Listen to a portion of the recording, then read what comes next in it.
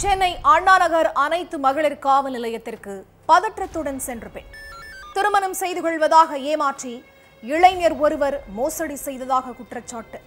அடுத்தடுத்து காவல் நிலையத்திற்கு புகார் அளிக்க சென்ற பெண்கள். போலீசாரின் விசாரணையில் வெளியான அதிர்ச்சி தகவல்கள். கிட்டத்தட்ட 50க்கும் மேற்பட்ட பெண்களிடம் பல லட்சம் சுருட்டியது விசாரணையில் அம்பலம். பெண்களிடம் ஆசை வார்த்தை கூறி அல்வா கொடுத்த இளைஞன் சிக்கினானா? நடந்தது என்ன?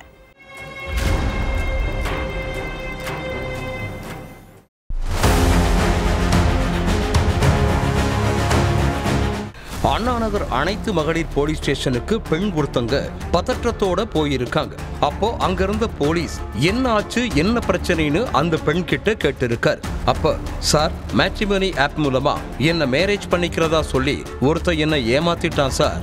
நீங்க அவனை அரெஸ்ட் பண்ணி அவனுக்கு தகுந்த தண்டனையை வாங்கி கொடுங்கன்னு கெஞ்சி அழுது இருக்காங்க.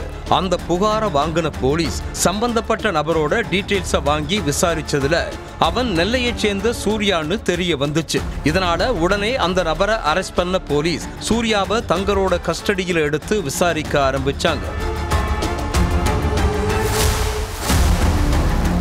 நெல்லையை சேர்ந்த 28 வயசான சூர்யாங்கிற இளைஞன் ஒரு பிரைவேட் கம்பெனியில வேலை செஞ்சுட்டு இருந்திருக்கான். ஆனா நாள்போக்குல இவனோட நடவடிக்கை சரியில்லைன்னு அந்த நிறுவனம் இவனை வேலையை விட்டு பணி நீக்கம் பண்ணிட்டாங்க.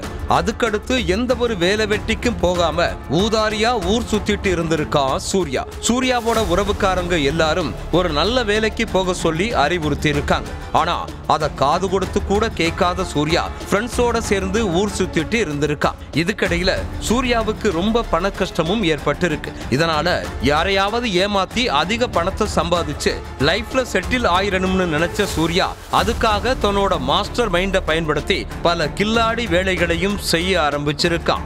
முதல்ல தமிழ் மேட்ரிமோனிங்கிற ஆப்ல தன்னோட சுய விவரத்தை பதிவு பண்ண சூர்யா, நான் நிறைய பிசினஸ் செஞ்சுட்டு இருக்கேன், பெரும்பாலான நாட்கள்ல வெளிநாட்டுல தான் இருப்பேன், வேலை நிர்பந்தம் காரணமா இத்தனை நாட்களா கல்யாணம் பண்ணிக்காம இருந்து என்கிட்ட இப்ப போதுமான பணம் இருக்கு, அதனால கல்யாணம் பண்ணிக்கலாம்னு முடிவு பண்ணி இருக்கிறதா தன்னோட ப்ரொஃபைல அப்டேட் பண்ணிருக்கான் சூர்யா.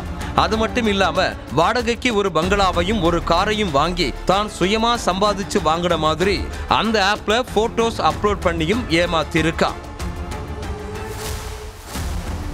இதுக்கடையில சூர்யாவோட ப்ரொஃபைல பார்த்து மயங்கின ஒரு பெண் அவரை தொடர்பு கொண்டு பேச ஆரம்பிச்சிருக்காங்க. சூர்யாவும் அந்த பெண் கிட்ட மணிக்கணக்கில் பேச ஆரம்பிச்சிருக்கான். சூர்யாவோட பேச்சுல மயங்கின அந்த பெண் அவரை கல்யாணம் பண்ணிக்கவும் ஒத்துக்கிட்டாங்க. அதுக்கடுத்து 2 பேரும் ஜாலியா பீச், பார்க், ஹோட்டல்னு ஊர் சுத்திட்டு அடிக்கடி தனிமையிலையும் இருந்திருக்காங்க.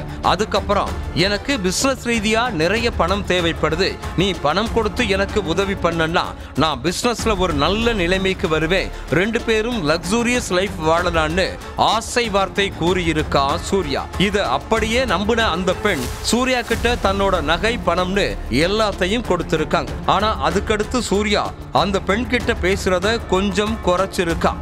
இதனால சந்தேகம் அடைஞ்ச அந்த பெண் சூர்யாவுக்கு போன் பண்ணி சீக்கிரம் நம்ம கல்யாணம் பண்ணிக்கலாம்னு சொல்லி இருக்காங்க. அதுக்கு சூர்யா, எனக்கு நிறைய வேலைகள் இருக்கு, அதனால இப்போதைக்கு கல்யாணம் வேணாம்னு காலம் தாழ்த்திட்டே இருந்திருக்கான்.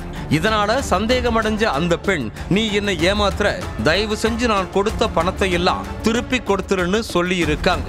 அதை கேட்டு கோபமான சூர்யா, நீ கொடுத்த பணம், நகை எதையும் திருப்பி தர முடியாது, உன்னையும் கல்யாணம் பண்ணிக்க முடியாது, உன்னால என்ன ஒன்னும் செய்ய முடியாதுன்னு மிரட்டி இருக்கான்.